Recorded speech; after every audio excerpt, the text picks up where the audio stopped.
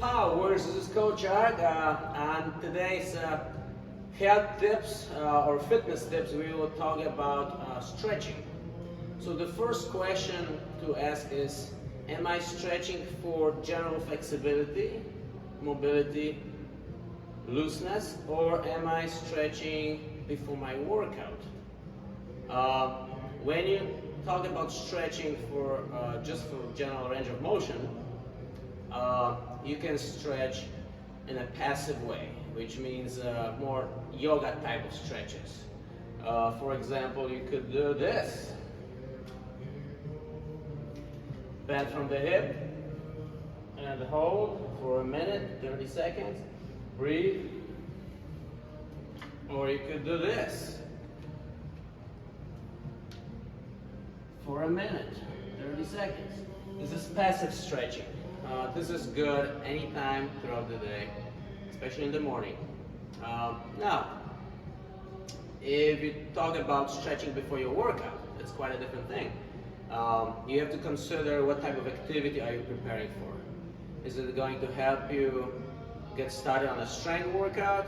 Is it preparing you for a light cardio run, 2 miles, 3 miles, 5 miles? Or is it preparing you for a sport-specific activity? For example, kicking, pow! What is your stretching session preparing you for? If you're going to on a light jog, you do not need to do anything dynamic as far as stretches. You don't need to do anything that takes more than 5 minutes. All you gotta do is make it as specific as trying to stretch the joints that are directly involved in the jog. So if you're jogging, you're using your ankles, you're using your knees and hip joints. Therefore, it is very prudent to start stretching these joints in a passive way, nothing dynamic. Stretch the hip a little bit, stretch the calf a little bit and the ankle this way, stretch your foot this way. So that would prepare you for just a light jog. Now, if you're preparing for a strength workout and you're supposed to do some heavy presses, you want to bench 225 pounds, do you need to stretch? That's questionable. However, if you're really tired and it's really early in the morning and you're really aching, tired, you might want to do some just push-ups. Go through the range of motion that you bench. If you're benching halfway, which I recommend this way, then you do these push-ups. If you're benching all the way down, then do push-ups that are deep. Don't do anything other than that, because if you create too much flexibility in the joint, too much looseness, you will not be able to push heavy weights. Okay, so that's just an example. It could be a different strength, it could be a different body part, a shoulder. If you're preparing for a fast run, you're going to doing a dash, 100-yard dash, then you might want to stretch more in a dynamic way. Don't do anything passive. Start with a little bit of this, a little bit more dynamic. Do a little bit of jogging for a minute or two. Go through a range of motion with your hip, with your knee, with your ankle, and do a little bit more dynamic. Okay, more dynamic movements through the joints that will be used in a dash. You want to be a little bit more warmed up for that. You actually might want to break some sweat. Spend a few more minutes with that type of workout, with that type of flexibility workout. Another scenario is you're preparing for sport-specific activity, such as kicking or kickboxing, some kind of gymnastics, something that utilizes your legs.